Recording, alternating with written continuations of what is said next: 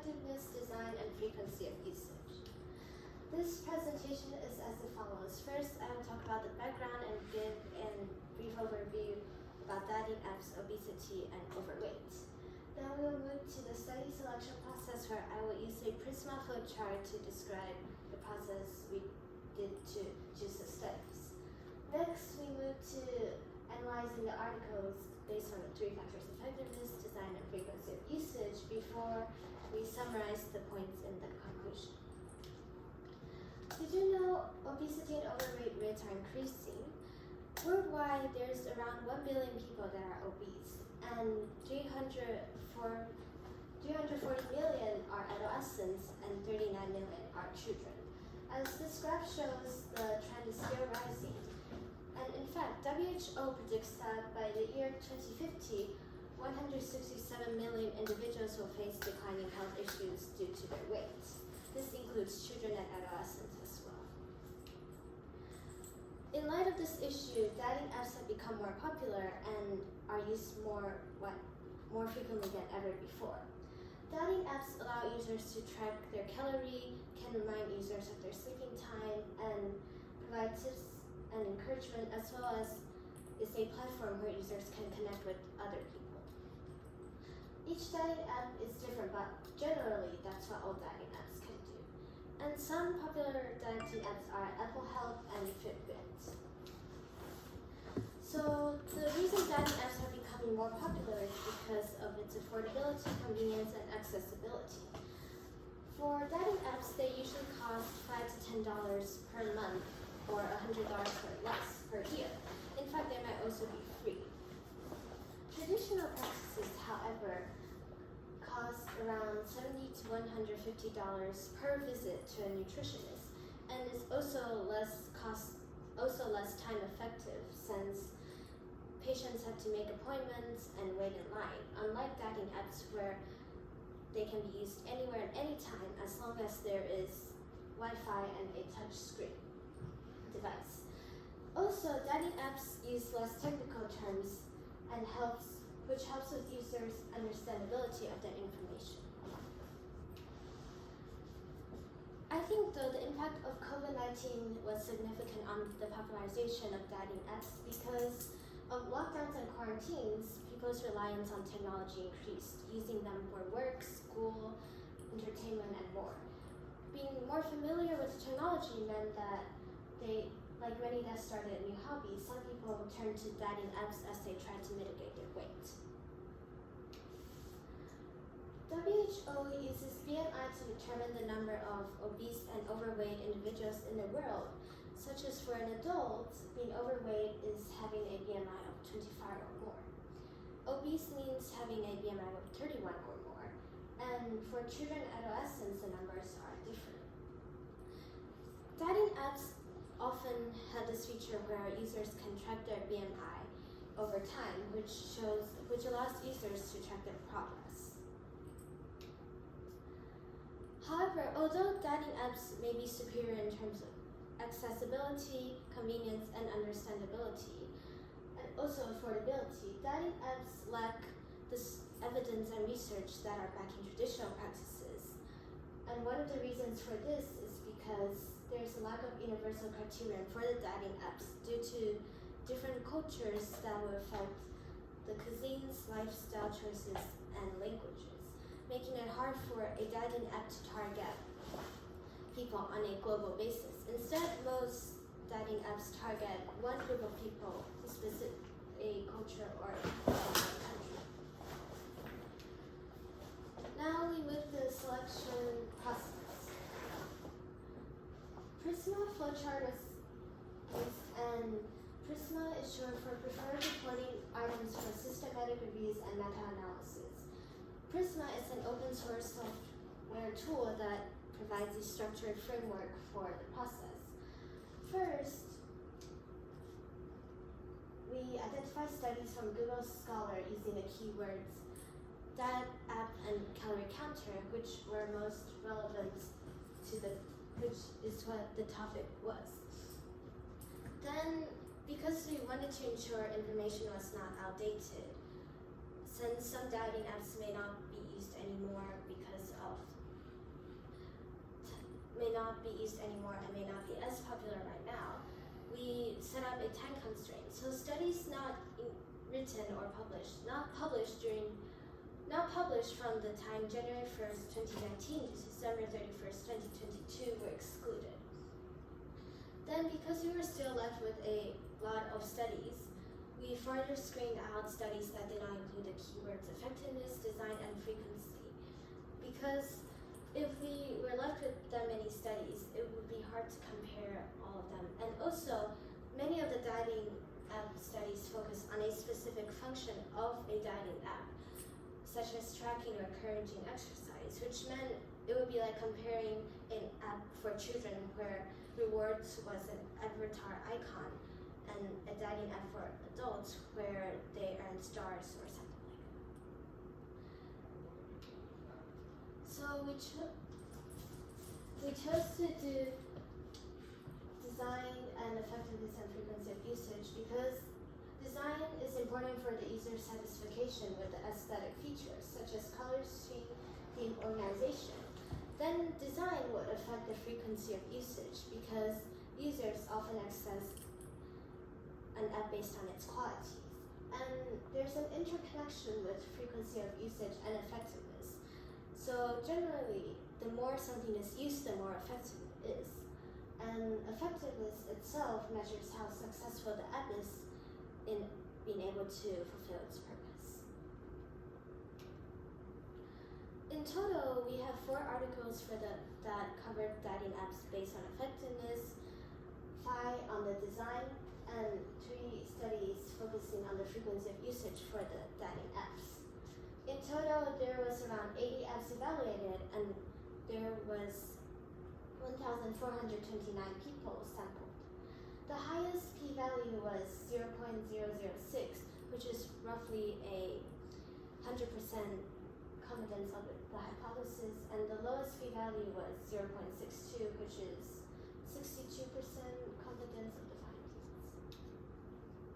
In the studies, the most frequently evaluated dating apps were Sense on Health, My Healthy Moms, My Healthy Weight, MyFitnessPal by Fitbit, and Blood Glucose Tracker. All those apps are available in English and can be used on Android or Apple iOS devices. This is the table taken from my paper that in-depth analyzes the studies, which we'll get back to later.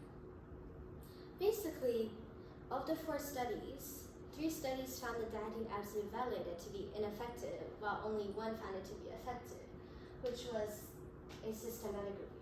We chose to include a systematic review because we wanted an overview on other apps we may have missed. And interestingly, the last 2 studies focused on dating apps that help mitigate gestational weight gain, an issue for mothers and their babies. Unfortunately, the studies found dating apps evaluated to be ineffective, but a survey study that will be seen later in the design section actually found that users' feedback towards Healthy Moms, one of the apps for this study, was primarily positive. This brings us to the design of the dating apps, which is essential towards user satisfaction and is a combination of user experience and user interface.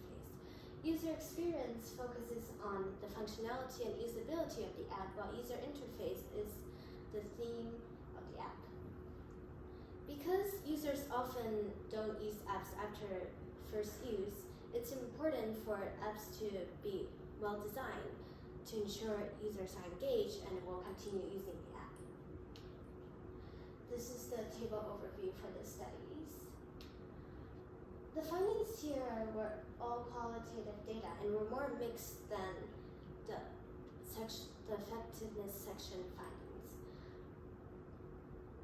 Some criterions were self-developed by the researchers, while some intervention groups use MARS, or short for Mobile Application Rating Scale. Because the findings were through using different criterions and there wasn't a specific conversion thing for the criteria, we compared the criterions instead.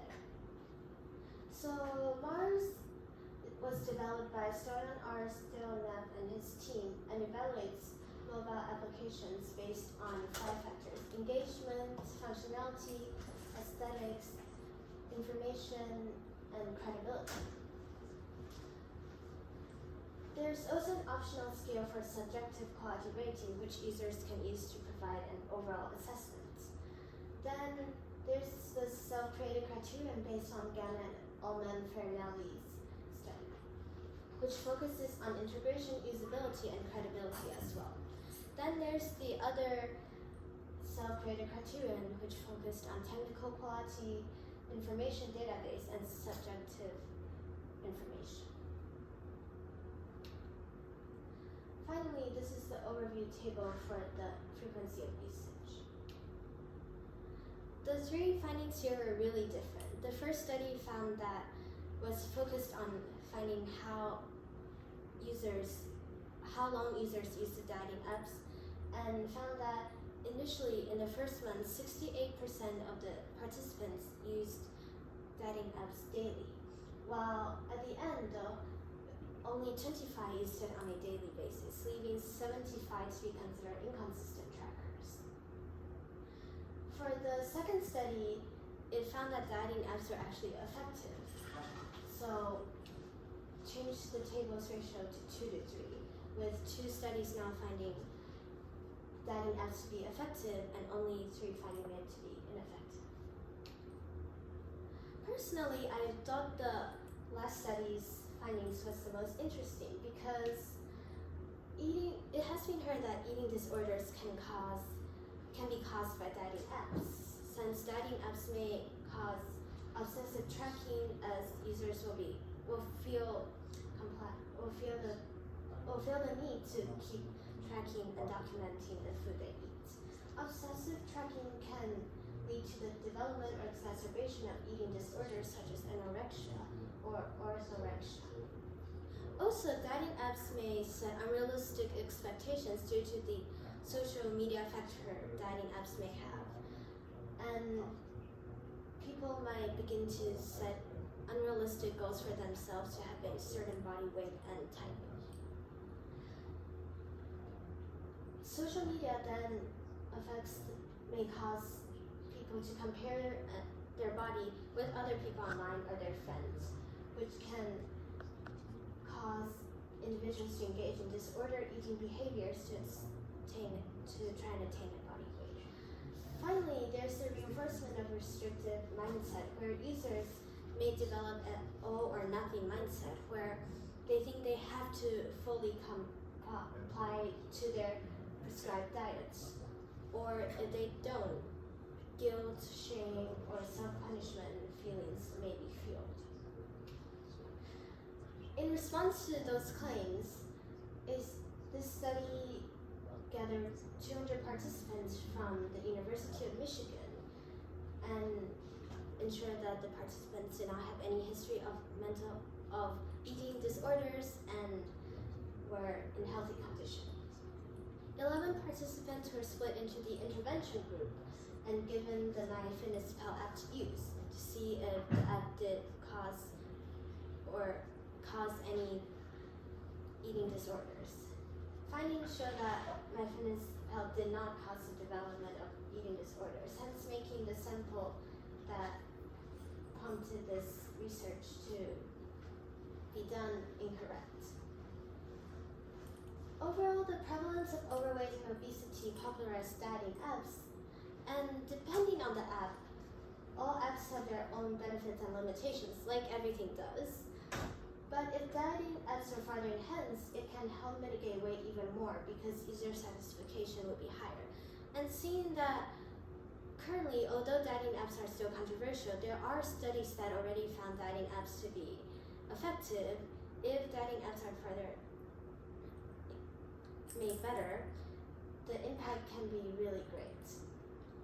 For the future, research is needed to determine long-term effectiveness of dating and health apps and how much specifically the drawbacks impact the quality of the app. Finally, the study contributes to a growing body of literature by highlighting benefits and limitations of dating apps.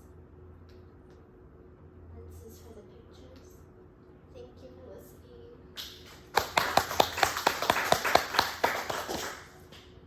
Is the chair come to? Is the one? No, I think she's a woman. So it's not she. Any questions? Yeah, let's make a discussion. You want some more discussion? No. I wanna thank you for this presentation. And this data set was public, or did you find the data? So the data set that you analyzed was public? Oh yes, the data sets were from public papers. Okay. From journals or other conferences. Okay. And do you think that it would be interesting to study if there is a relationship between the efficacy and the BMI of the person? So, for example, if the app is more efficient for overweight than for obesity people? Oh yeah, that would be a good idea for future studies. Okay. Any questions? Any other questions? So first, I would like to ask you, in your thought, what's the difference between the obesity and overweight? So just besides the BMI measurements. So obesity is a stronger term for being overweight. You're even more past your weight than the way you should be. While overweight is like mildly over your weight. So it's just differences in degrees. Yeah. Okay. And in your page, because I didn't see the page number, there's a page about the p-values and something. Oh yes. It seems that you don't really do any experiments. I'm not quite sure about how the p-value comes. Oh, the p-values came from the studies. So of all the studies, the highest p-value was 0.06, meaning one of the studies. Because p-value is about the null hypothesis. You have to understand the hypothesis that the p-value can be meaningful. So I would suggest you, if you like to show this kind of statistics, you should show, for example, this paper, and he got some differences, and the p-value is what, and I think you give this highest or lowest. Even we have the numbers because we don't know what they are comparing, because the hypothesis compares something. It just shows that the differences between two things are significant with low p-value, and you have to tell me what the things to compare. I think I actually know which one of the p-values came from which paper. Okay, yes. So wait, just wait a minute. So you mean that you study the 4 papers for effectiveness, 5 papers for design, and the 3 papers for frequency of usage? Yeah. Okay, and for the effectiveness, there's almost no paper supports that dating apps works, right? Yes. It's interesting. So for your conclusion, do you have any idea how to improve the effective design or design cycle or something? So in the design section, participants suggested that personalization for dating apps can be enhanced, and there could be better gamification as well as more reliable information, which would make the app quality better. Also, they suggested that apps could allow users to set their own notifications, so the notifications wouldn't come in a convenient time. This, they said, would prompt them to use the app more. However, since all these suggestions for designs cannot be measured, so how can you evaluate, or how can you just judge that this design can be effective? Oh, that's the suggestions from the people. Yes, I know suggestions from the people. However, we still not know how do I know it can be effective? Especially, most of the papers suggest that dating apps does it take effect? How can we know that? Well, there can be so you know how some apps have some like software allow for user trial, and guiding apps can try and make that